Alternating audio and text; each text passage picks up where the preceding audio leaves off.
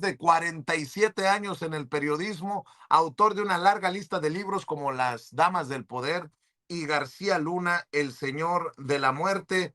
El maestro Paco Cruz, también autor de Tierra Narca y La Guerra que nos ocultan. Se publicaron hace más de 10 años, pero siguen tan vigentes como cuando se publicaron, ¿no? Hoy, como cuando se publicaron. Recuerde que de lunes a viernes a las 5 de la tarde lo espera el maestro Paco Cruz en las videocharlas cruzadas de Francisco Cruz en los canales de Julio Astillero. Hay que apoyarlo con todo al maestro Paco Cruz. ¿Cómo estás, Paquito? ¿Qué dice el pueblo mágico? Buenos días. Vicente, ¿cómo estás? No, calorcito todavía. Fíjate, debíamos estar frescos a estas alturas, pero estamos todavía 34, 36 sostenido. Claro, no como en Mexicali, que 40 o arriba de 40. Ahora que entró, ¿cuándo entró la canícula? Tiene como 2 días que entró, pero bien, Vicente, bien, gracias. Y fíjate, estabas hablando sobre este mensaje que envía Javier Bardem, que además es un extraordinario actor español. Y él tiene razón, fíjate, entraste a propósito de la petición que firman los argentinos, que no se va a cumplir claramente porque no lo permitiría la FIFA con todo lo corrupto, toda la corrupción que hay en ese organismo. Quieren que se repita la final con la paliza que les dieron. La verdad fue un gol, pero hay que ver los 120 minutos, ni un tiro a gol de los argentinos, van a buscar cualquier pretexto, pero Javier Bardem tiene razón. Eso de que casi nadie quiera a los argentinos es una mentira. Es un estereotipo cultural, sí, ampliamente extendido, pero que no necesariamente refleja la realidad de las relaciones individuales. Hay ocasiones, por ejemplo, hay chistes, ¿no? Muy hechos, como cómo se suicida un argentino, subiéndose a su ego y tirándose al piso. Pero la realidad es que cuando hablamos de ese tipo de argentinos, estamos hablando, Vicente, de los porteños o los argentinos de Buenos Aires, como antes hablábamos de los chilangos en México, ¿no? Aquellos de la zona centro de Ciudad de México que son de un carácter muy complicado, o de los cachacos en Bogotá, allá en Colombia. La verdad es que esa fama no tienen los porteños, pero las provincias argentinas tienen dinámicas culturales bien distintas, ¿no? Gente más tranquila, más reservada, más modesta, pero el centralismo político, lo mismo que aquí en México, político, comercial, mediático de Buenos Aires, ponen al perfil porteño como algo que se exportó y que nos comemos todos los días, ¿no? Pinches argentinos, ¿quién los quiere? Pero no, la verdad es que esos son los porteños, y ahí entra la pasión futbolística, el folclore por el deporte, pero cuando vemos el reverso de la moneda, la verdad es que el argentino, ese que tú conoces, que yo también, tenemos un corrido aquí en la mañana que pasamos, y ¿quién lo hizo? Un argentino, ¿no? Pero tenemos la literatura, Jorge Luis Borges, Julio Cortázar, Ernesto Sábato, Quino, que es quizá más conocido por Mafalda, pero grandes músicos o artistas, ¿no? Si hablamos de ellos, tenemos a Carlos Gardel, tenemos a Astor Piazzolla, a Mercedes Sosa, pero también tenemos a Charly García, a Luis Alberto Spinetta, a Gustavo Cerati, a Soda Stereo. Es decir, pero en cine, ¿no? También, discúlpame, de pronto que estoy haciendo aquí mis apuntes a mano, Ricardo Darín, que es verdaderamente En el secreto de sus ojos, es excelente. Entonces, Norma Leandro, que es excelentísima y que mucho tiempo, debo decirlo, estuve enamorado de ella. Graciela Borges, no, la verdad es esa. Norma Leandro era, o tenemos, si queremos ver otra cosa, tenemos a Les Luthiers. Así que Argentina es otra cosa, y lo que vemos, Bardem tiene razón, son a los porteños, que igual que los chilangos de pronto, no todos, pero o los casacos en Bogotá, son odiosos, y es una forma de ser, pero Bardem tiene razón, Vicente. Nada más quería dejarlo ahí por constancia, Oye, Paco, porque sí. y a mí me gustaría que parara esto porque no podemos llevarlo a un callejón sin salida. Te voy a decir por qué. Ceci me acaba de confirmar, y grábenme, muchachos, que el discurso de odio sí genera violencia, que la violencia de las figuras públicas sí genera odio. Fíjate que en TV Azteca, con la línea de Ricardo Salinas Pliego, han sido muy violentos contra Marx Arriaga, con quien podemos tener diferencias. A lo mejor hay personas que dicen, no, Marx se pasó de la raya, ya la lucha, que esto y que el otro, que si la coordinadora, que si el plantón, que si el despido como director general de materiales educativos y lo que tú quieras. Pero fue Ricardo Salinas Pliego el que empezó con que era un piojo, deshumanizándolo. Empezaron en TV Azteca a hablar de libros comunistas. Ahora que dijo que tenía problemas para pagar los intereses de su casa, Ricardo Salinas Pliego habló de tomar posesión de la casa, llenarlo de libros y quemar la casa y los libros comunistas. Hablaba de plaga. Y estoy viendo que está denunciando Marx Arriaga amenazas de muerte. ¿Tú crees que llegaron así nomás de la nada las amenazas? Son provocadas por este discurso. Por eso le digo que no le podemos dar un centímetro a la violencia. Dice Marx Arriaga, llevo 7 años recibiendo amenazas de muerte. De 2 años para acá son cotidianas, pero no conocen a un obradorista. Por nuestros ideales, el humanismo mexicano, la nueva escuela mexicana, sus libros de texto, por el magisterio demos lo que haga falta, el dinero, los bienes, la vida, dice. Y pone una captura de pantalla de un imbécil que se identifica como Sergio Alonso, que escribe, eres un pendejo y espero pronto dispararte en la cabeza y librar al país de escorias como tú. Eso no, eso no. Pero eso es lo que está provocando el discurso de odio de Ricardo Salinas Pliego. Y me solidarizo, no solamente me solidarizo con Marx Arriaga, que él sabe que tiene toda la solidaridad, insisto, a pesar de que tengamos muchas veces diferencias de opinión, pues es normal, ¿no? Es normal. Aquí se han expresado críticas sobre Marx Arriaga y está bien, pero pues con respeto. Pero esto es provocado por Ricardo Salinas Pliego y por la gente de Ricardo Salinas Pliego, y me solidarizo y me identifico con él, porque son las amenazas que también seguido recibo yo, mi querido Paco, a través de estos personajes de redes sociales que muchas veces roban cuentas de otras personas, como cuando roban un auto o robaban un auto los malandros para cometer una fechoría, así le hacen, roban las cuentas y después escupen cualquier cosa. Mira, antes de escuchar tu opinión, tu comentario, déjame saludar al maestro Jaime Hernández, que también va llegando. Décadas como corresponsal mexicano en el extranjero, como corresponsal de guerra. El hombre de negro ya llegó, bien leidito, de Raimundo Rivapalacio y Salvador García Soto. El maestro Jaime Hernández, fundador y conductor de su espacio en YouTube No Apto para Cínicos. Hay que respaldarlo, así como las videocharlas cruzadas del maestro Paco Cruz a las 5, a la 1 de la tarde, 13 horas tiempo de la Ciudad de México. No Apto para Cínicos, ahí está dando la batalla el maestro Jaime Hernández, junto a Gildi, su compañera de vida, también periodista de larga trayectoria y el editorialista de cabecera, mejor que Rivapalacio, mejor que Manuel López San Martín, por cierto, menos orejón, Yago Batusay, y listos para hablar sin censura. Buenos días, Jaime. Ya estamos metidos en los temas con el maestro Paco Cruz. Buenos días. Good morning, caballeros. Pues listos, ustedes me dicen cuál es su saque y yo respondo. Dispuesto, listo, siempre listo. Maestro. Pero lo importante primero es que ya me inoculé, me vacuné, o como quieran decirle, contra las lecturas de ustedes, ¿sí?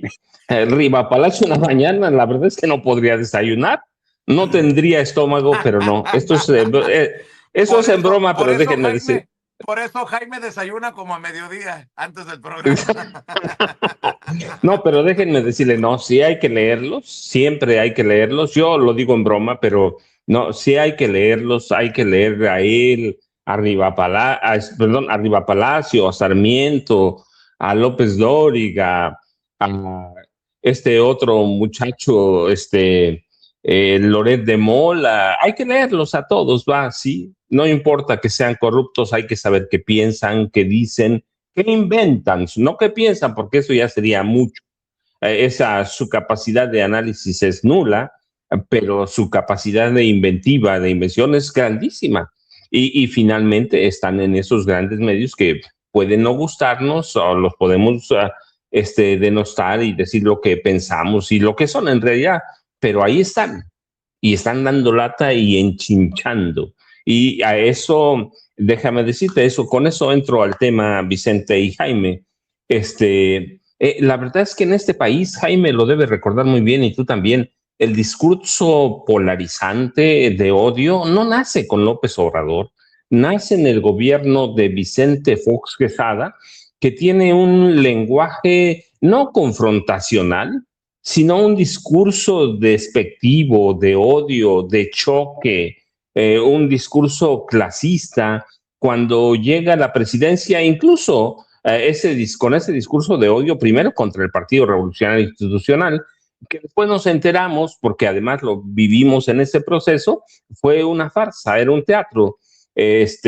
Cuando escribía un libro que se llama Los Depredadores, que son el lado muy oscuro de los presidentes desde el punto de vista oficial, solo tomando en cuenta a los informes y las estadísticas de Hacienda del Banco de México, no de lo que yo pensaba, sino con eso, me platicaban gente del Yunque que en realidad lo escogieron porque era un actor, Vicente Fox, y ellos le daban los discursos, lo que tenía que decir, y eso se sumaba a la forma de ser. Pero él empieza con ese antagonismo violento contra López Obrador, y él empieza a dividir al país, y claro, como tenía toda esa prensa comprada vieja, que sigue siendo la misma, pues todo mundo le entró al odio, todo mundo le entró al odio, y pero nos intentan convencer ahora, como Denise Merkel, lastimosamente, que la 4T es la confrontacional. Cuando nace ese discurso, nace en la derecha confesional, la de Vicente Fox, la del Yunque, la de los grupos de derecha. Pensaron que se iban a quedar siempre en el poder y empiezan con ese discurso de mucho odio, y no se les olvidan los contextos. Y en esos discursos de odio fueron incubando personajes ladrones como Ernesto Rufo Appel, ya lo dije en estos días aquí. Ernesto Rufo Appel en 1989 no ganó la gubernatura de Baja California, fue gobernador, sí, pero fue un acuerdo que se firmó el 27 de agosto en la Ciudad de México, después en una reunión de Carlos Salinas de Gortari con Luis H. Álvarez, que era el dirigente nacional del PAN, y Manuel Maquío Cloutier, que era el candidato presidencial panista en aquellas elecciones, que le robaron a Cuauhtémoc Cárdenas Solórzano.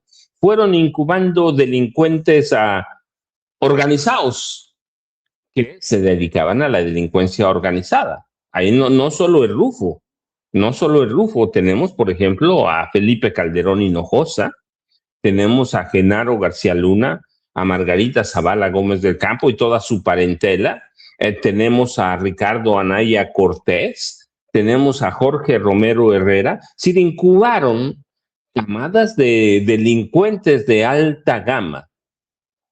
Y ahora que están metidos en eso, porque nunca pensaron que un personaje como Andrés Manuel López Obrador iba a ganarle a todo mundo. Le ganó a todo el equipo, Carlos Salinas de Gortari, a Vicente Fox, le ganó a Felipe Calderón Hinojosa. Nunca pensaron, así que hoy pretenden personajes como Denise Merkel que se acabe un discurso de odio que empezaron ellos. No, no lo empezó López Obrador, lo empezaron ellos.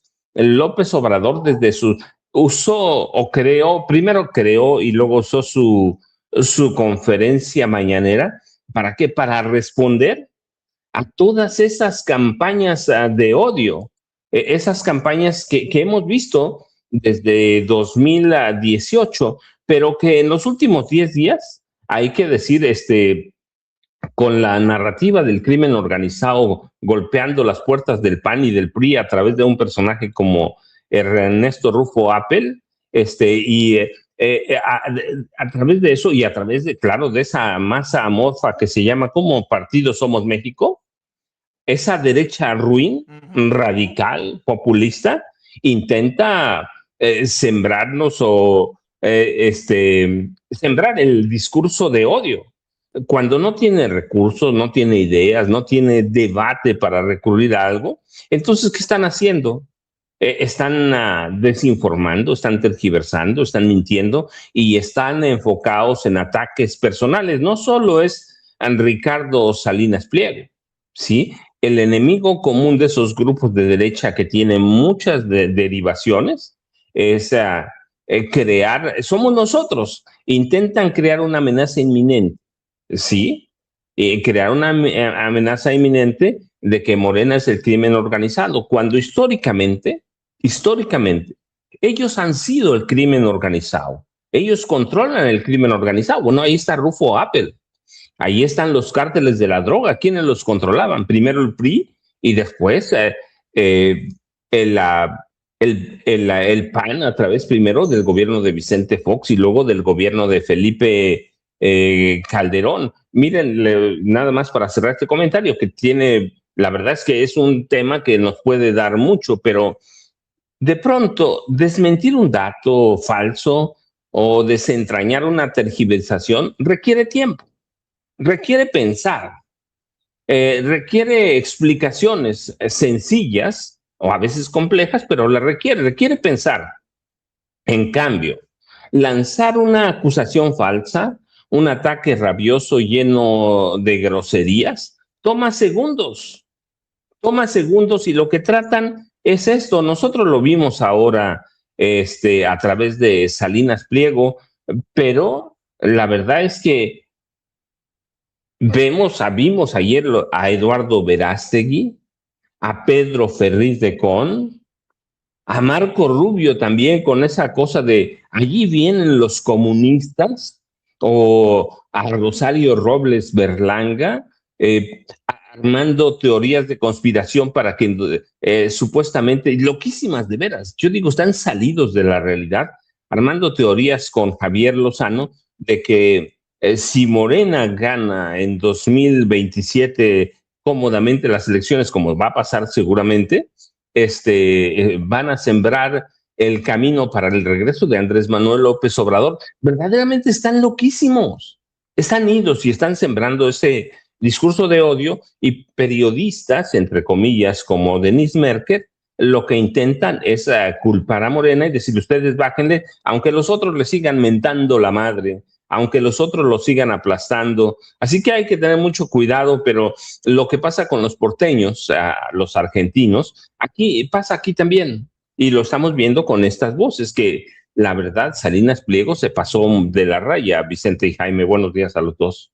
Sí, oye Jaime, es que estamos hablando de este clip que me encontró Ceci, de una entrevista entre Ariadna Montiel y Denise Merker, y Denise Merker le dice, ha llegado el momento de bajarle a la polarización y al discurso descalificador hacia el otro. Y dices, ¿es neta? Cuando tienes del otro lado a Ricardo Salinas Pliego llamando inepta, mentirosa a la presidenta. ¿Qué se supone que? Me pareció muy tramposa la pregunta de Denise Merker, a quien todavía le guardo un poquito de respeto porque no ha caído, creo yo, al nivel de los Riva Palacio y Leo Zuckerman. Pero fíjate, mencionaba esta amenaza contra Marza Riega, provocada, creo yo, por el discurso de Ricardo Salinas Pliego. Quiero que vean lo que me encontró Ceci. Ceci me encontró a Manuel López San Martín, querido Jaime, querido Paco. amigos.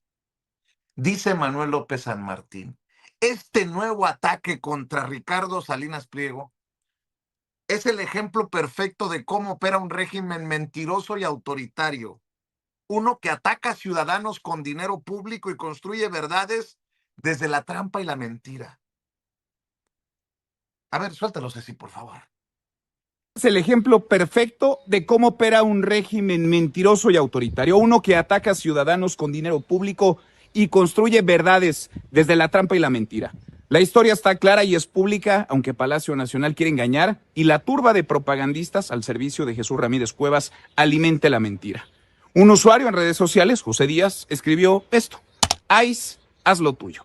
Y en un comentario del empresario que tanto le incomoda a la 4T, el perseguido del régimen Ricardo Salinas Pliego, escribió: junta más gente un gatito atropellado, haciendo burla a la poca convocatoria del Comité de Morena en Nueva York, siempre combativo contra Donald Trump y su gobierno, y siempre porrista del gobierno de la 4T. Ese comentario en tono de burla ante lo obvio, no había gente, apenas unos 10 o 20 dándole la bienvenida a Claudia Sheinbaum a Estados Unidos, a donde fue, ahí sí fue, porque Trump se lo pidió a ver la final del Mundial, un partido donde los boletos costaban cientos de miles de pesos. Bastó para que las granjas del oficialismo y los... Ahora resulta que son las víctimas, mi querido Jaime. Por cierto, ¿habrá gente de la perrita de Trump con esta noticia falsa que ayer me tocó desmentir de que yo iba a formar parte de un proyecto de Haces TV con Adela Micha? Y nada más, por no dejar, se crean muchas veces estas cuentas falsas o estas cuentas con personajes ahí que no existen, como un tal señor neoliberal que le manda a Ricardo Salinas Pliego: tío Richie, yo compro la casa de Marza Rega contigo y la hacemos putero para que trabajen las madres de los miembros de Morena.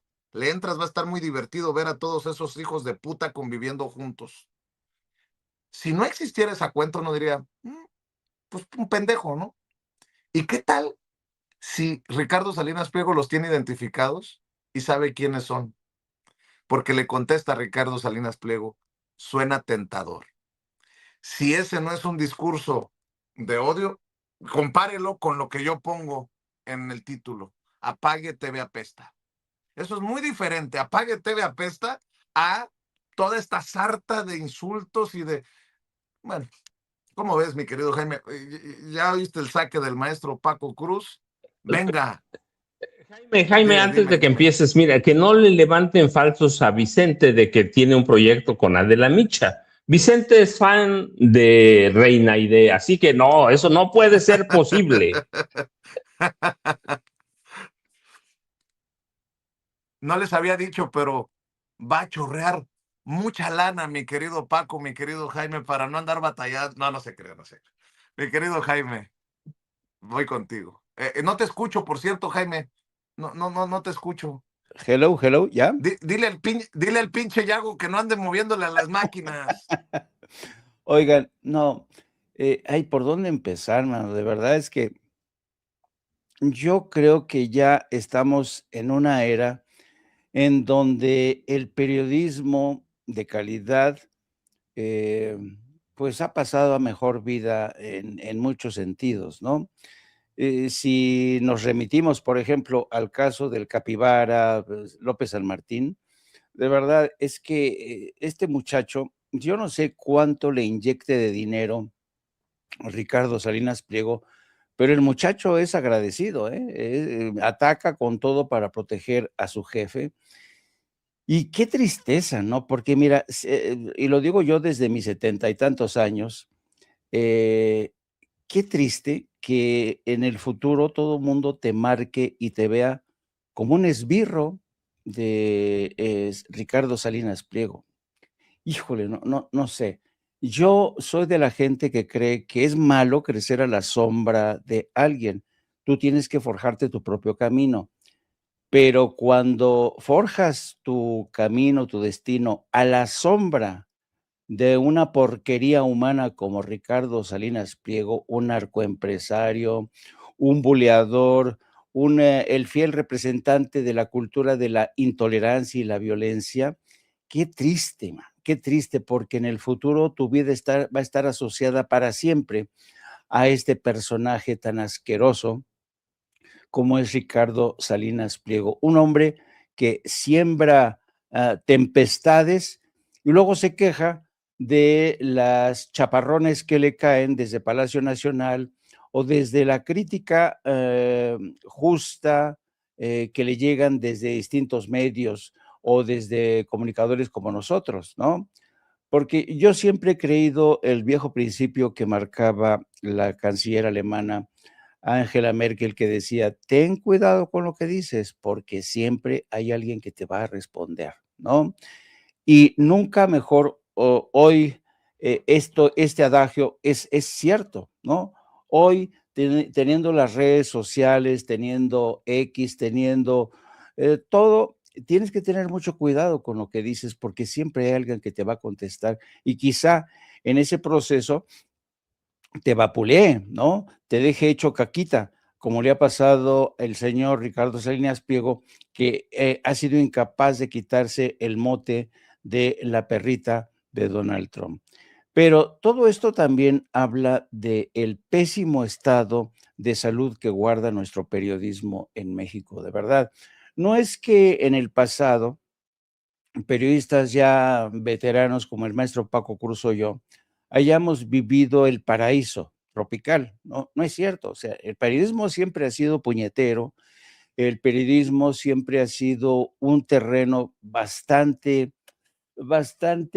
riesgoso, bastante, sabes, tramposo, y por eso el mérito de un buen periodista está en no ensuciarse, no ensuciarse, porque a veces en este oficio uno se tiene que meter a un estercolero, a un lodazal sin marcharse. En eso consiste el arte del buen periodismo.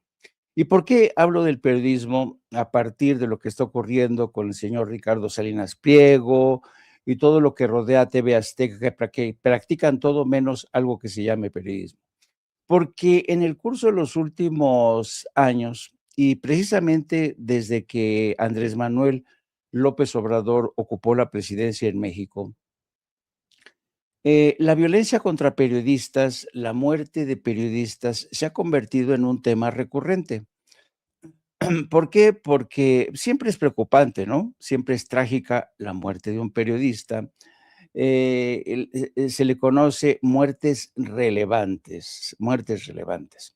Pero insisto, no quiero que confunda a alguien lo que estoy diciendo. La muerte de un periodista siempre es lamentable. Eh, y, y a propósito de esto, en el curso de las últimas horas me ha llamado la atención lo siguiente. Mira, por ejemplo, le voy a pedir a Ceci o a mi querida Marvel que pongan la columna de Templo Mayor el día de hoy. Mira, Templo Mayor el día de hoy habla precisamente de la muerte de periodistas. Mira, dice, en Oaxaca fue asesinado un periodista mientras comía.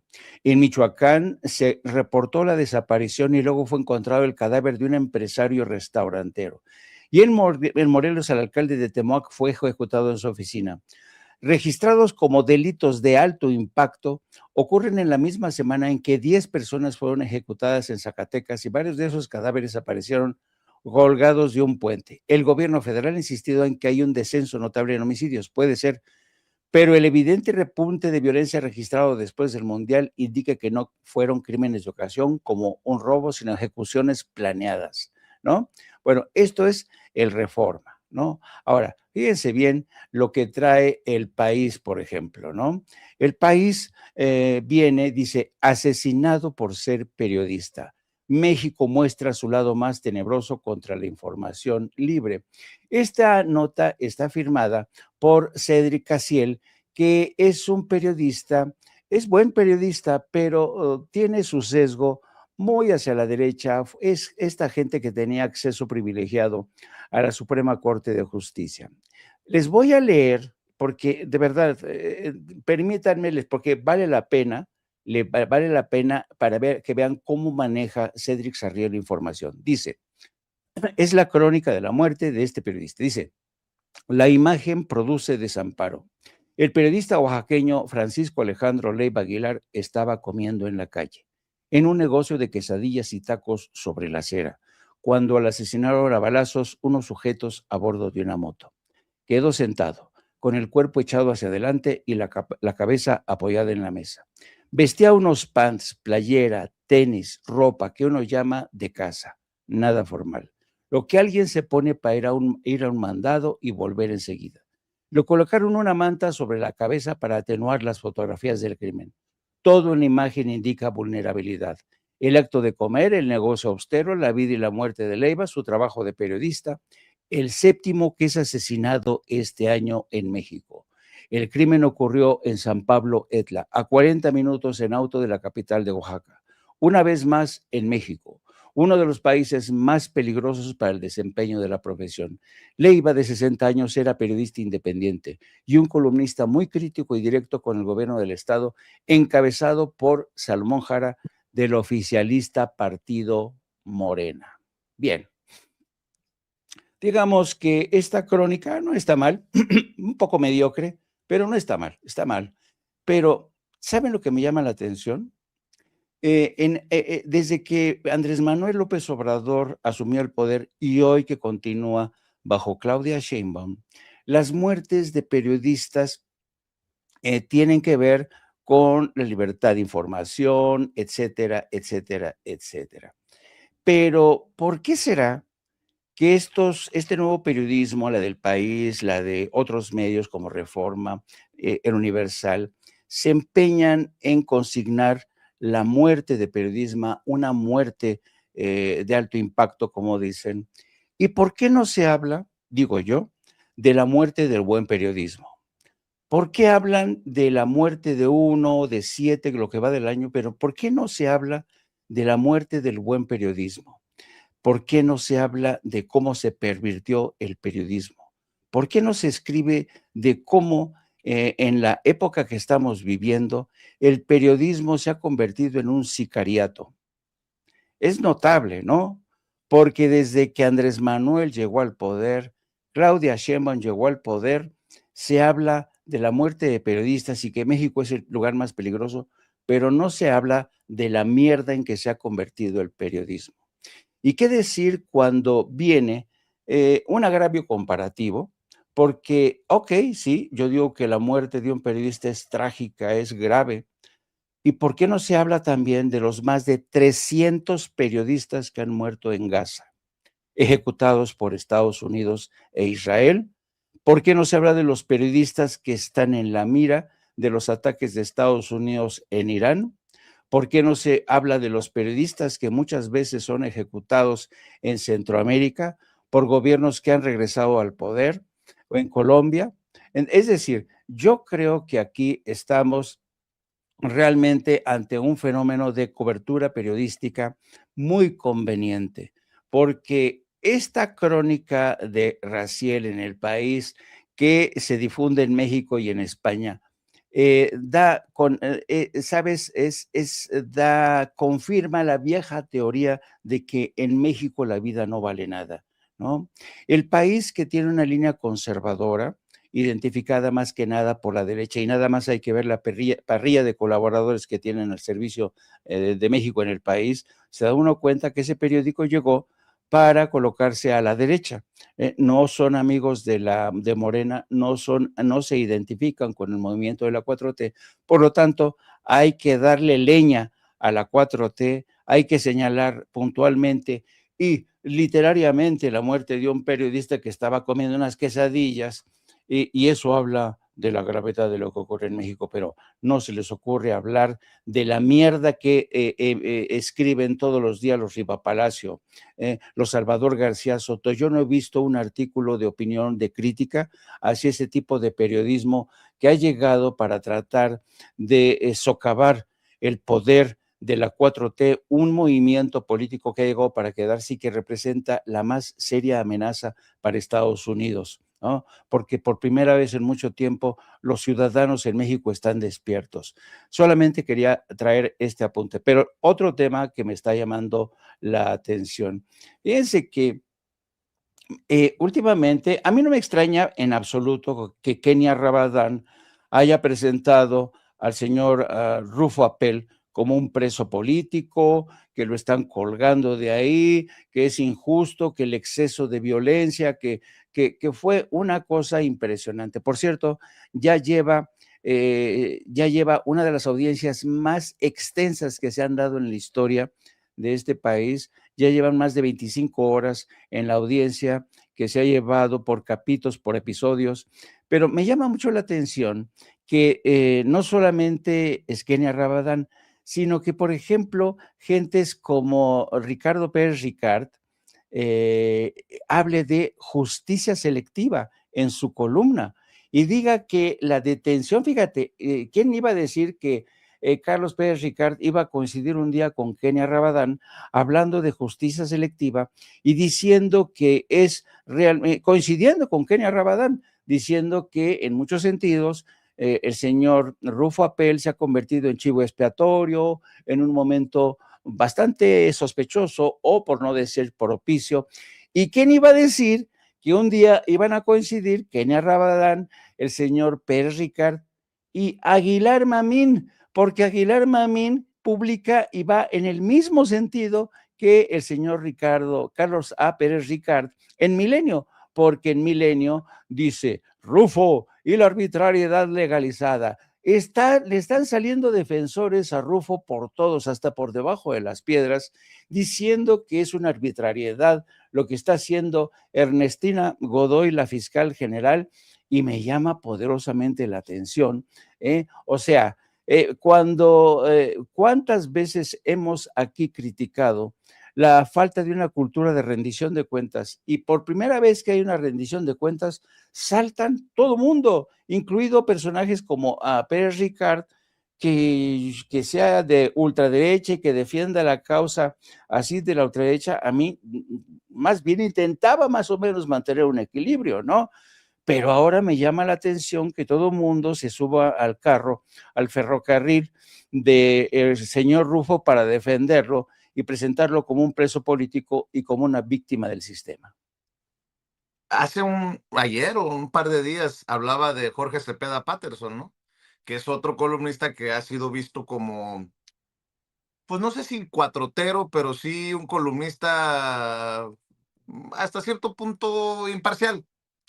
Pérez Ricard, también, en algunos debates hasta lo han visto como pro 4T y algunos hemos señalado su cercanía con Javier Corral, el exgobernador panista de Chihuahua, hoy senador por Morena. Pues creo que van saliendo los verdaderos colores. Es mi opinión. Pero a ver, déjenme poner sobre la mesa esto. Declaraciones de Donald Trump, Paco, Jaime. La izquierda radical está activamente intentando destruir el futuro de nuestros niños con el desastre llamado o conocido como comunismo. Los comunistas quieren tirar el Monte Rushmore, quieren hacerlo explotar en 1000 pedazos. Lo menciono porque va de la mano con el encuentro contra el comunismo y el terrorismo de izquierda radical que encabezó Marco Rubio. Bueno, Telesur, mi querido Paco, Telesur está informando que el presidente de Brasil, Luis Ignacio Lula da Silva, no asistirá a las investiduras de Keiko Fujimori ni de Abelardo de la Espriella. El presidente brasileño se ausenta de ambas ceremonias tras las denuncias de irregularidades electorales e injerencia externa en Perú y Colombia. Y le acaba de contestar Iván Cepeda, el candidato de izquierdas en el pasado proceso electoral en Colombia, agradeciéndole al presidente Lula este gesto. Hay que recordar que tanto Gustavo Petro como Iván Cepeda han señalado a Israel, al gobierno de Israel de Netanyahu, por crear sistemas bots para alterar los resultados. Así que Luis Ignacio Lula da Silva toma la decisión de no asistir ni a Perú ni a Colombia para Keiko Fujimori y Abelardo de la Espriella por todo lo que hay en torno a esto. Insisto, la guerra que han desatado desde Estados Unidos contra, aunque sea la izquierda más, más tibia o no, es vista como comunismo desde Estados Unidos. Y por cierto, decías de un compromiso del periodismo, mi querido Jaime, no quitemos el dedo del renglón. No dejemos de hablar de lo que pasa en Estados Unidos. Hay en Estados Unidos una cacería de inmigrantes indocumentados porque les han impuesto cuotas, números que tienen que cumplir diariamente los agentes de inmigración.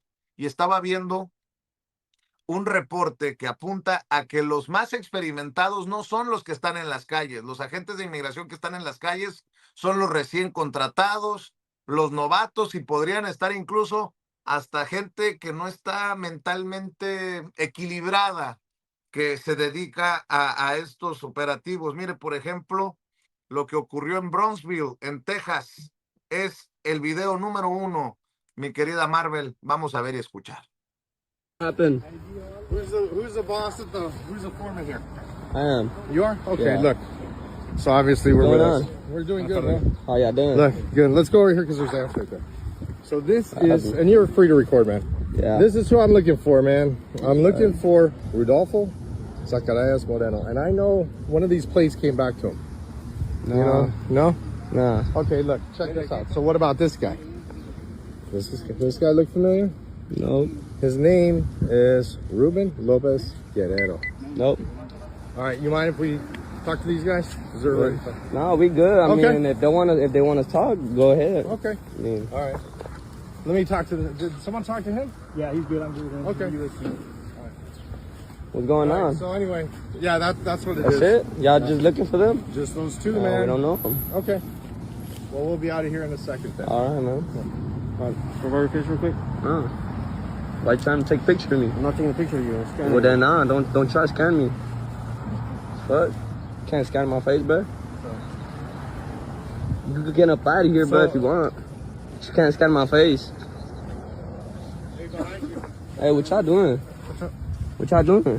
Hey, watch out, bro. Hey, why you? Hey, back up. What do you mean? Why? Just But don't get that close. all right, I'm trying. Well, They're my you're gonna friends. pass, go ahead and pass. They're my Don't get too friends. close. Well, don't touch me. Why are you touching me? Am I touching you? Get past. But am I touching you? No, I don't want you close to me. All right, well, I don't know what what you're y'all gonna doing then? Y'all ain't looking for who? ¿Quién buscan o qué? ¿A quién buscan? You have the name? They're not even here. They're not even here. Who y'all looking You need to for? make sure. Well, we're not them. We're not them.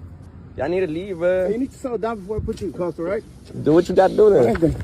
Hey, wait. Come on, phone. Come on, phone. You want these cuffs too? Come down there and do our job, right? Understand that? Go for it. Get this guy to me. You want to keep recording? No. Get him. Hey, what's your bag number, man? Nah. What's your bag? Hey, Stand back or you're Take- cuffs take- again. nah. Stand back. Stand Take- back. I'll put your cuffs again, bro. take Back your up. Stay back. take your shit, Stay man. back. Take it Stay off. back. I'm right here. Stay I'm back. right here. Put me in handcuffs for no fucking reason, bro. Put me in handcuffs for no fucking reason. Fucking stupid. Y'all fucking done. Oh God, y'all done. I'm right here. Y'all inviting my space. Y'all inviting my space, bro. Nah, I don't give a fuck. Stupid ass. What happened? Let him go. He's not the guy y'all looking for, man. What happened? Yeah, let him go. Boy, I'm right here. You inviting my space. Look, I'm right here, bro. You inviting my space, bro. You inviting my space, bro. You come at me all acting all tough, bro. Fuck. You nothing, bro. Stupid ass. Take your handcuffs and shit.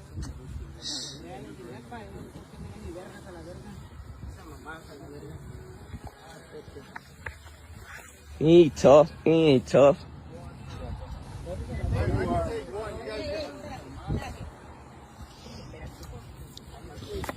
What happened? What's up, boom? What happened? What's up? What happened? You. Acting like a little girl with Instagram. La confrontación al final de un agente de ICE llamándole little girl, muñequita o niñita, en lugar de desescalar la situación, la escalan a otra magnitud. Los esposados son ciudadanos estadounidenses y tienen todo el derecho, es mi opinión, de sentirse encabronados, porque llegan los agentes pidiendo información o preguntando sobre otra persona y terminan ellos siendo el centro del operativo. No, pues está cabrón. Eso es lo que está pasando en diferentes partes. Le agradezco a mis amigos de Los Ángeles que me están diciendo, hay operativo acá, hay operativo allá, por eso voy a bajar en estos días a Los Ángeles, porque en Los Ángeles hay una constante movilización y operativo de las autoridades, y así como están de poco preparados y de violentos, tenemos que seguir registrando desde cualquier trinchera lo que está pasando en Estados Unidos. Con razón, alguien me escribía hace rato que van al trabajo con el Jesús en la boca. Pues, ¿cómo no?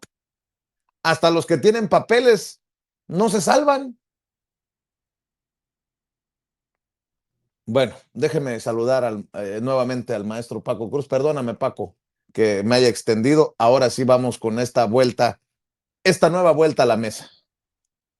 Varias cosas, pero mira, primero estos agentes los estadounidenses y nosotros debemos entender que ese régimen nazi que instauró Donald Trump no se va a terminar mientras Donald Trump sea presidente de Estados Unidos. Apenas dieron la orden de no de evitar persecuciones en autos y todo, reculó Trump de inmediato. Trump está atendiendo a un sector de su electorado, que es el que lo importa y es el que nos vendió desde la campaña. Trump nunca ha mentido. Trump es un nazi, va abiertamente y tiene a su lado a otro nazi, a Benjamín Netanyahu. Y están en un proceso de limpia. Y ellos saben que necesitan ganar de nueva cuenta. Si hay elecciones en agosto próximo, todavía están en duda porque finalmente Trump es capaz de crear una crisis de guerra y evitar las elecciones. Es decir, no se va a acabar ese. Sí. Y además, la visión esta de la administración de Trump no solamente se ve en operativos de ICE. No sé si viste las declaraciones del secretario que es de Comercio de Estados Unidos, el representante comercial de la Casa Blanca, Jameson Greer, que dice, muy difícil renovar el TEMEC si México no colabora con todo. Eso también te habla de una discriminación en el discurso oficial, con todo. O sea, si México no se arrodilla, va a ser muy difícil renovar el TEMEC. No, pues entonces chingamos a nuestra madre y vámonos todos a la casa, apaguen las luces y sométanse a todo lo que diga Trump y sus achichincles. Perdón, Paco.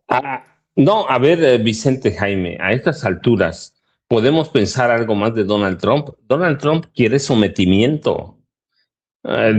Aquí decimos Claudia Sheinbaum Pardo, pero en Brasil Luis Ignacio Lula da Silva. Donald Trump quiere eso con todo su equipo de trabajo. ¿Qué hizo ayer la Cámara de Representantes? Aprobó en los hechos una fusión del ejército de Israel con el ejército de Estados Unidos. Ellos hablan de una fusión a través de la tecnología.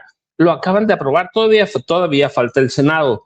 ¿Alguien verdaderamente piensa que Donald Trump todavía puede conceder? No, Donald Trump lo que quiere es tener gobiernos títeres. No importa que sean criminales como Javier Milei o ladrones o corruptos o como Abelardo de la Espriega o como Daniel Noboa. Donald Trump es un criminal. No lo dices tú, no lo dice Jaime, no lo digo yo, lo dice una resolución judicial de Estados Unidos. Es un hombre que es un ladrón. Vaya, eso no lo digo yo. su fortuna se ha multiplicado como, y la de sus hijos, y la de su hija, y la de su yerno, manipulando los mercados, manipulando a todo lo que puede manipular. Es un hombre que llegó para tomar por asalto el tesoro de Estados Unidos y eso implica someter a los estadounidenses. Por eso vamos a ver estas redadas, no se van a terminar, ni se van a terminar las presiones a Claudia Sheinbaum Pardo. Si a Claudia Sheinbaum Pardo le tocó el presidente más complicado, o nosotros tenemos a la mejor presidenta en el momento más complicado, con un presidente como Donald Trump. ¿Por qué están ahí todos los días? Un día Alito, el otro día ¿cómo se llama? Ándale. No, pero un día un priista, un día un panista, un día Lili Telles. Todos están ahí pidiendo la intervención de Donald Trump. Donald Trump quiere la intervención directa. ¿Qué hicieron con Venezuela? Si todo mundo a estas alturas ya debe tener o debemos quitarnos ese pensamiento de que eventualmente Donald Trump puede respetar. No va a respetar nada. ¿Sí? Este encuentro que tuvieron sobre comunismo allá en el Departamento de Estado, la verdad es un encuentro para someterlos. Por eso México no fue. La presidenta Claudia Sheinbaum Pardo lo dijo claramente. Fue un evento político y a eso no le entramos. Pero Lula también. Si a Donald Trump no le importa que haya criminales en los gobiernos de toda América Latina en la medida que se sometan a sus deseos. Ese es punto. Así debemos entenderlo y por eso hay que respaldar a la presidenta Claudia Sheinbaum Pardo. Absolutamente. Tenemos a un presidente en Estados Unidos que quiere sometimiento, quiere hincar a cada mandatario de México hasta abajo y también al de Canadá. Le acaban de imponer ¿cuánto? 50% de aranceles adicionales. Es eso. ¿Y qué ha dicho Donald Trump? ¿Qué han dicho sus cercanos? Si ganan los demócratas, vamos a la cárcel. Así que vamos a ver un endurecimiento, no de aquí a noviembre. Si ganan los republicanos, lo vamos a ver durante 2 años más. Y no es contra México, es contra los estadounidenses también, contra los gringos, contra todo. Ese tipo está robando a su pueblo. ¿Qué más criminal quieren? Pero así que debemos entenderlo con eso. Y luego, déjame responder, decía Jaime, ¿a qué llegó el país a México? Yo lo he dicho, ¿llegó a qué? A recibir los chavillos de Enrique Peña Nieto. El Grupo Prisa recibió más de 1,000 millones, en contratos de más de 1,000 millones de pesos de Enrique Peña Nieto y recibió una inyección adicional para el país. ¿Por cuánto? $300 millones. Allí estaba el Grupo Atlacomulco en el país de España. Así que, ¿para qué nos preguntamos eso, Jaime? Esa es la realidad del país. Un periódico franquista, de derecha, de extrema derecha. Un periódico que va a responder a los intereses de la derecha, aunque de pronto tenga algún columnista, pero tener algún columnista de izquierda o uno de centro no significa un periódico independiente, significa nada más que la opinión puede tenerlos, pero sus noticias son otra cosa, tú lo sabes tanto como yo, Vicente, y luego mira, Jaime tocó un punto, la nota roja por décadas en este país, por décadas. La nota roja, aquí lo hemos platicado, fue no un espacio sensacionalista solamente, o de nota policíaca, de nota al pie, sino fue un subgénero periodístico, con identidad, con narrativa propia, con un peso propio, pero era un subgénero. La nota roja no era periodismo, era información presentada, por ejemplo, a través de alarma, de alerta, y teníamos que leer libros como los de Jorge Ibargüengoitia para saber muchas cosas de eso. Teníamos que leer a ciertos columnistas para entender que la nota roja era otra cosa. Y de pronto, de un momento a otro, la gente dice, no, por el narcotráfico cambió. No cambió por el narcotráfico. Cambió, o la mutación de este subgénero cambió por los intereses políticos de los dueños de los periódicos y de los intereses económicos de un grupo de periodistas de élite, ¿sí? Los periodistas ilustrados, como los llamaba Genaro García Luna, de pronto pasaron de una narrativa de pasiones humanas a la cuantificación de una violencia para golpear a la izquierda o para golpear a Morena. La nota roja perdió su matiz folclórico o dramático para convertirse con la llegada de Morena, de Andrés Manuel López Obrador, de Claudio Sheinbaum Pardo, de Cuauhtémoc Cárdenas a la regencia de la Ciudad de México, a la jefatura de gobierno, como quieran llamarle, llegó a convertirse en un género dramático con cobertura de crisis de seguridad nacional. Así que la nota roja, de estar confinada a una sección, así decía, ¿no? Policíaca, así se llamaba, o a diarios especializados o semanarios como Alerta. Yo recuerdo mucho Alerta y Alarma, porque eso es lo que veíamos, chorreaban la sangre. Y llegó a las primeras planas de los periódicos, a Reforma, El Universal, por intereses políticos y económicos. Dejó la nota roja de mentirle a los mexicanos para sobredimensionarla y golpear políticamente a gobiernos de izquierda. Así que debemos entender todo eso. En México hubo cambios a partir del crimen organizado, que lo teníamos siempre. Por ejemplo, nadie decía que la esposa de Luis Echeverría y Luis Echeverría controlaban parte del narcotráfico. Nadie decía que López Portillo, a través de Arturo el Negro Durazo, que aquí hemos platicado, que tenían a su servicio a periodistas enteros y les pagaban con droga. Nadie lo decía. ¿Por qué? Pues porque esos periodistas vivían del gobierno. Aceptamos a Jacobo Zabludovsky como es el hombre de la verdad. ¿Cómo pinche corrupto va? Eso era Jacobo Zabludovsky y eso eran todos. López Dóriga, que era parte de esa generación de periodistas genios que decían la verdad, cuando la verdad, ¿por qué se fue Jaime del país? Porque vivíamos presos de estos pinches mentirosos. Así que tenemos que entender esos cambios, tenemos que entender lo que pasa en Estados Unidos y tenemos que entender que necesitamos dar una batalla porque hay un periodismo o una información, no periodismo, es comunicación de odio. Empezando por Estados Unidos y bajando aquí a personajes como Ricardo Salinas Pliego y sus mascotas, todas, al que quieran hacerla, ¿no? Entonces tenemos que entenderlo. Ese discurso de odio nos va a permear por mucho tiempo y por eso debemos dar la batalla y la gente tiene mucho que hacer allí, ¿eh?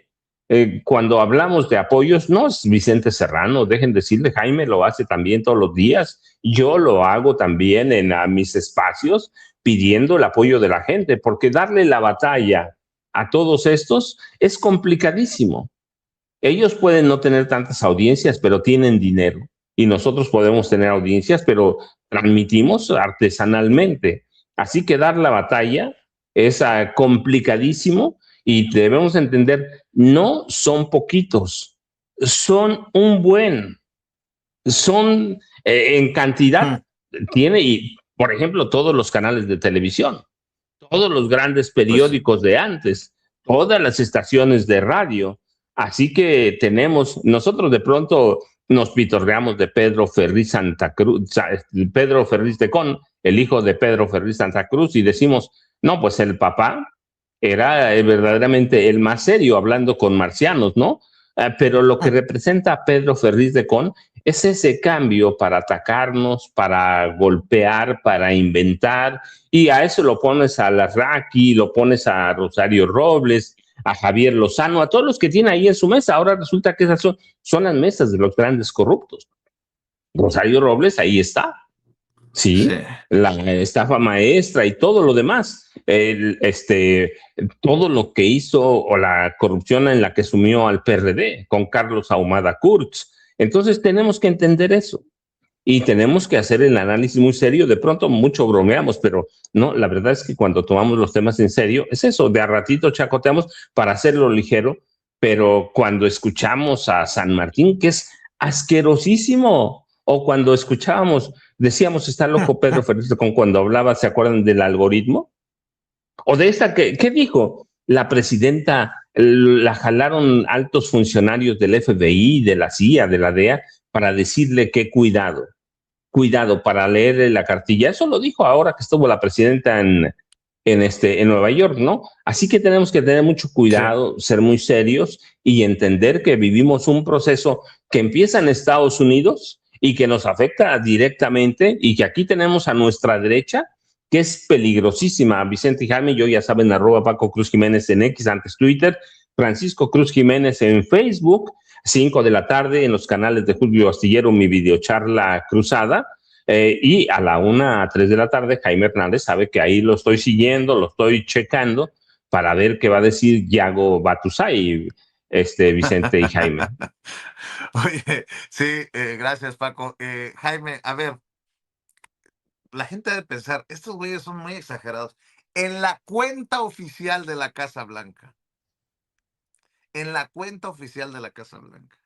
los Estados Unidos de América, nunca con letras mayúsculas, nunca serán un país comunista. Ahí vienen los comunistas. Esa es la película otra vez. Y luego, ya, voy a apagar la luz, ahí cierran ustedes el changarro, ya, como digo yo, chingo a mi madre.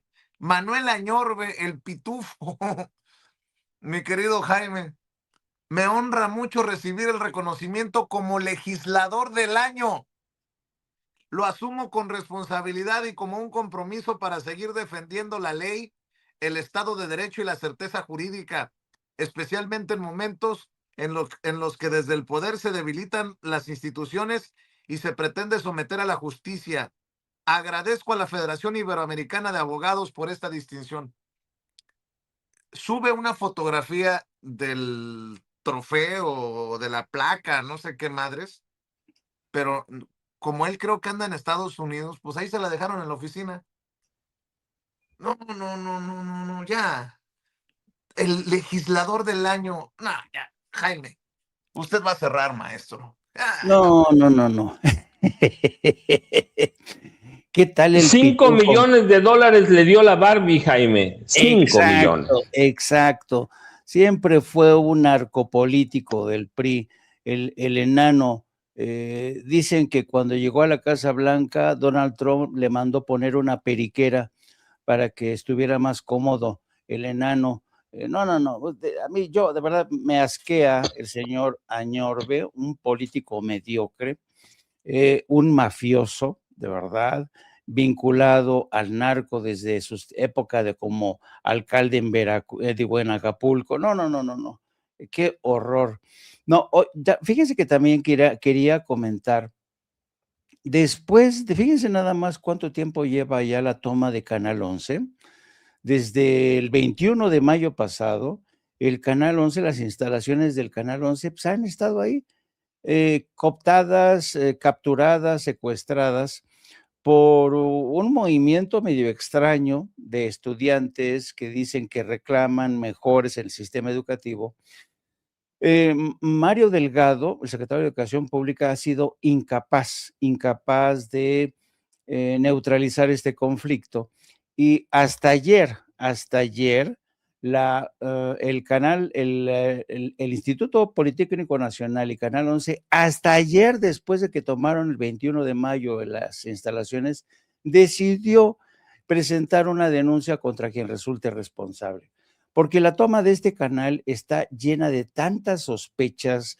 ¿Se acuerdan de aquellas imágenes en las que llegaron unos chavos a ofrecerles dinero a la gente que estaban atrincherados dentro del canal? Miren, esto lo consignó La Jornada, que los paristas del Canal 11 aceptaron que por miedo habían recibido dinero que les entregaron sujetos con ropa táctica, llegaron, les ofrecieron dinero, apoyo, les dejaron sus números de teléfono por si querían apoyo, respaldo, y entonces todo esto está muy sospechoso. Y después de varios intentos de la Secretaría de Educación Pública por desactivar esta crisis, yo creo que desde mi punto de vista, Mario Delgado es el incompetente que ha sido incapaz de desactivar crisis, no solamente en el Politécnico, sino también en la Universidad Pedagógica Nacional, en muchísimos. De verdad es que todos los secretarios de Educación Pública que han pasado por ahí no han hecho realmente, no han marcado un cambio significativo, ¿no? Y luego por eso le crecen los enanos, ¿no? Como esta gente que tomó por asalto las instalaciones del Canal 11, obligando a muchos comunicadores, porque aquí también, no solamente Mario Delgado, Renata Turrent también, o sea, imagínense que desde el 21 de mayo ya ha sido incapaz de negociar, dialogar para que te entreguen las instalaciones. Entonces, ya después de tantas pláticas y conversaciones en las que estos muchachos dijeron, ni más paloma, no queremos nada si no aceptan nuestras condiciones, que algunas de ellas son legítimas, algunas de ellas, y por eso digo yo que Mario Delgado ha sido un incapaz como secretario de Educación Pública a la hora de desactivar este tipo de conflictos. El problema añadido es que Mario Delgado es uno de los consentidos de la presidenta, porque ya saben que Mario Delgado fue el arquitecto en muchos sentidos de la victoria de Claudia Sheinbaum. Pero yo creo que desde hace tiempo Mario Delgado debería haberse largado de la Secretaría de Educación Pública.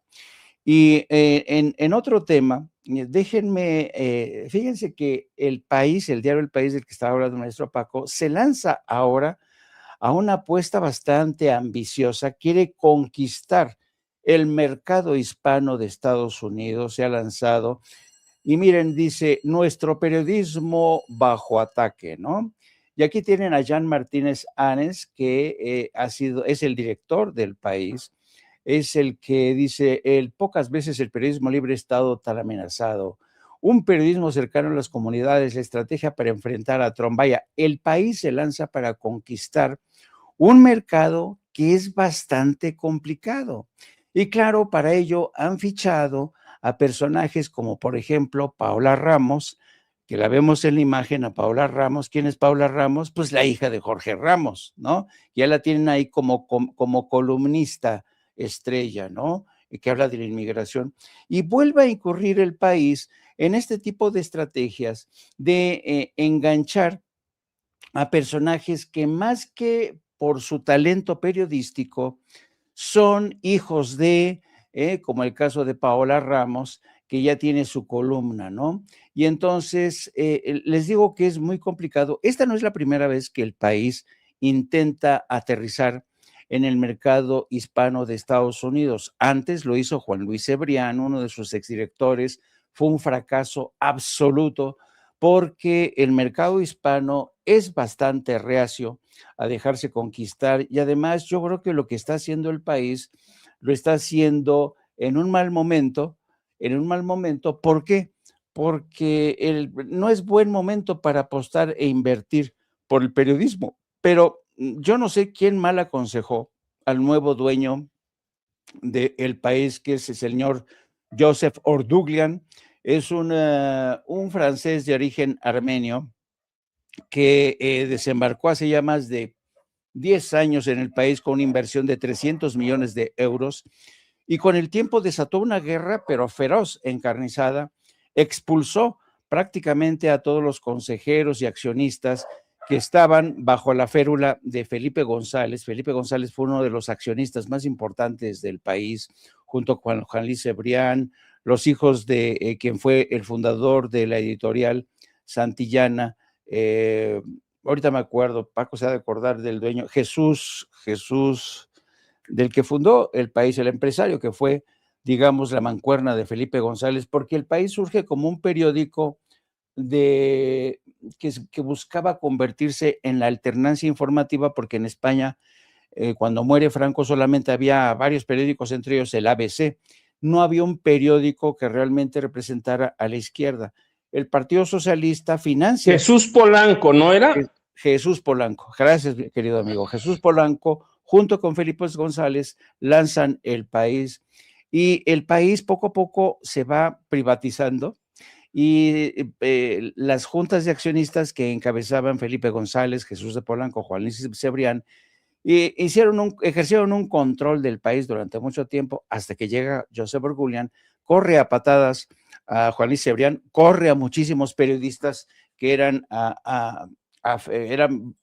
leales a Felipe González. Por ejemplo, el último director del país, Antonio Caño, que fue corresponsal en México, lo corrieron a patadas y pusieron a Arens, que fue corresponsal en México, pero Arens más leal al nuevo dueño. Entonces, ahora desembarcan en el mercado hispano. Yo les deseo lo mejor del mundo, pero va a ser muy complicado. Yo creo que van a perder muchísimo dinero, pero creen que fichando a la hija de Jorge Ramos va a ser casi como magia, ¿no? Y van a tratar de comerle el terreno a otros medios como La Opinión, como Hoy, del grupo que de alguna manera perteneció a la familia Cisneros. Es interesante esta apuesta. Y finalmente, nada más un último apunte, porque mi amigo Paco Cruz ya lo abordó, que es un tema muy, muy grave. Marjorie Taylor, que fue una incondicional de Donald Trump, hoy habla de traición total a Estados Unidos. La Cámara de Representantes aprobó ayer por 216 votos contra 212 una ley, un presupuesto militar de 1 billones de dólares que incluye la sección 219 que vincula la inteligencia militar de Estados Unidos a la de Israel.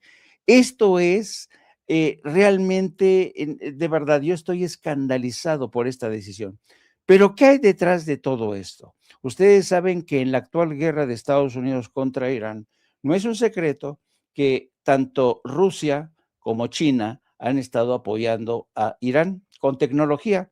Entonces dice Israel, oye, amiguito, Donald Trump, si Rusia y China le están apoyando a Irán, dándole su tecnología en materia de misiles, radares, para descubrir todo lo que está pasando, porque los misiles iraníes están cayendo con una precisión asombrosa. Entonces dicen, ¿por qué no hacemos lo mismo? ¿Y por qué nos unimos? Así como se están uniendo China, Rusia e Irán, vamos a unir los poderes militares de Estados Unidos e Israel. Esto es un acto sin precedentes. Hay mucha gente que está en contra de esto. Como bien dice el maestro Paco, todavía falta que pase por el Senado, pero esto es una acción que habla de una nueva era de confrontación muy peligrosa entre estos dos grandes bloques, la de Estados Unidos e Israel, contra Rusia, China e Irán, que se ha convertido durante este conflicto en un nuevo poder en Oriente Medio. Y este es el costo total de la guerra, que ya suma 113,000 millones de dólares, no los 37,000 que digo Pete Hegseth. Este es el costo total que están ocultando en Estados Unidos, 113,300 millones de dólares.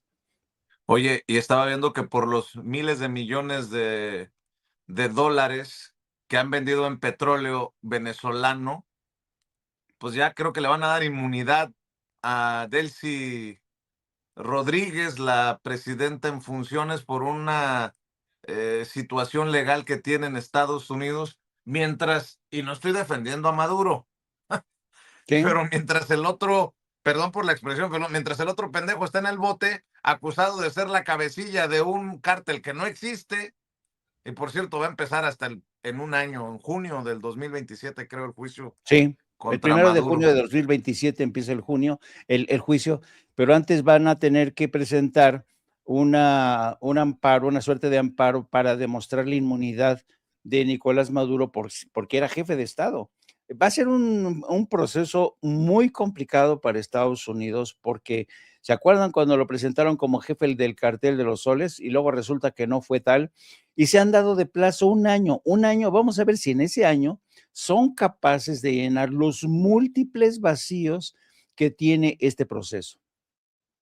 Yo solamente pienso en la guerra contra el comunismo que ha desatado Trump y Marco Rubio, y dices, a lo mejor por ahí también va algo de esto, en este caso. Mi querido Jaime, a la 1:00 p.m. con Hildy, ¿no? Y el querido Yago Batusay. Sí, vamos a hablar de este amplio menú de temas, sobre todo el que tiene que ver con esta nueva coalición de Estados Unidos con Israel frente a la de Rusia, China e Irán.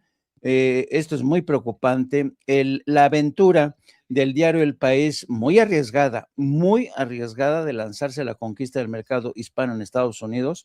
Yo le deseo la mejor de las suertes, pero los hispanos ya no están interesados, sobre todo las nuevas generaciones, ya no están interesados en periódicos de habla hispana. Ellos, las nuevas generaciones, y te consta a ti, Vicente, que eres muy joven, ya no se nutren del viejo periodismo en español que fueron las primeras generaciones de migrantes. Hoy los hijos de los migrantes escuchan National Public Radio, todos los canales inglés, porque son angloparlantes, ¿no? Entonces va a ser complicado que el país pueda ser competitivo en ese terreno, pero ¿quién soy yo, verdad? Para aconsejar o desaconsejar al país. Vamos a tener que venir a hacer una gira a Estados Unidos juntos, imagínate. Hey. El artista de Jaime Hernández, entrando como entró, ¿te acuerdas, Paco? A la Feria del Libro en el Zócalo. No te oigo, Paco, no te oigo. En cuanto vean su celular, no lo van a dejar entrar. Es comunista. Bueno, mientras no me revisen el mío, ¿no? Hijo de la chica. No. Oye, por cierto, lo que decimos en los medios sí tiene consecuencias. ¿Se acuerdan de la comunicadora esta de origen ecuatoriano que se burlaba de que Inglaterra le ganó a México? No me acuerdo cómo se llama la muchacha, que trabajaba en Univisión. Pues bueno, se confirma su salida de Univisión. Literalmente la han sacado, con respeto lo digo, a patadas de Univisión por haberse burlado. Alejandra Jaramillo, me dice Ceci, se llama, por haberse burlado de ese sector tan importante para su empresa. Hay que recordar que Univisión es Televisa, Televisa es Univisión, y bueno, ella misma confirma su salida antes de que llegue la presidenta. A ver si lo tienes, Marvel, échalo, por favor. Familia, ¿cómo están? Yo por aquí otra vez para también confirmar desde este lado que efectivamente no sigo más en Siéntese Quien Pueda. Quiero arrancar agradeciéndoles a todos ustedes todas sus palabras de aliento, de apoyo durante este tiempo, durante estas 3 semanas. Quiero decirles que por supuesto esto no es nada fácil, no es nada sencillo, que amo el arte en todas sus expresiones y formas. Amo bailar, amo actuar, amo comunicar, y en este país pude cumplir ese sueño. Imagínense a una niña de 8 años frente al espejo que se paraba a hablar muy elocuentemente para su edad y que toda la vida soñó con hacer esto. Hay un tiempo para todo debajo del cielo, todo tiene su momento. Tuve que guardar silencio, ahora simplemente les puedo contar con libertad cómo me he sentido. Y estos días no han sido nada fáciles. Les puedo decir que he tenido muchos sentimientos por dentro, que he estado haciendo el ejercicio de aprender a manejarlos. He estado aplicando con mucha intención la gratitud, incluso cuando no entendemos lo que pasa, incluso cuando no nos parece justo lo que suceda. Y justo o no, simplemente son situaciones de la vida, son cosas que pasan. Hay 2 cosas con las que yo me quedo bastante tranquila. Una, mis intenciones de corazón. Estoy tranquila con mi actuar y estoy tranquila con mis disculpas. Disculpas que generaron muchas dudas, muchos cuestionamientos. Y hoy que puedo hablar, yo les puedo decir que esas disculpas públicas nadie me obligó a darlas. Esas disculpas públicas me nacieron del corazón. De hecho, fueron aprobadas para poderlas decir, porque obviamente yo tenía que seguir pasos y directrices. No fueron alteradas, bueno, fueron dichas tal cual está. Me nacieron de... Es un video un poco más extenso, pero confirma su salida, como se confirmó hasta en vivo en el programa en el que ella participaba, que creo que ha de ser un programa tipo Ventaneando. ¿Como para cuándo le aplican la suya a Perrito Sola? Por andar promoviendo la violencia contra los animalitos. Digo, por menos corrieron a esta muchacha de Univisión Televisa y a Pedro Sola lo andan protegiendo. Ya llegó la presidenta. Nos vemos al rato, muchachos. Muy buenos días a todas y a todos. Siéntense, por favor.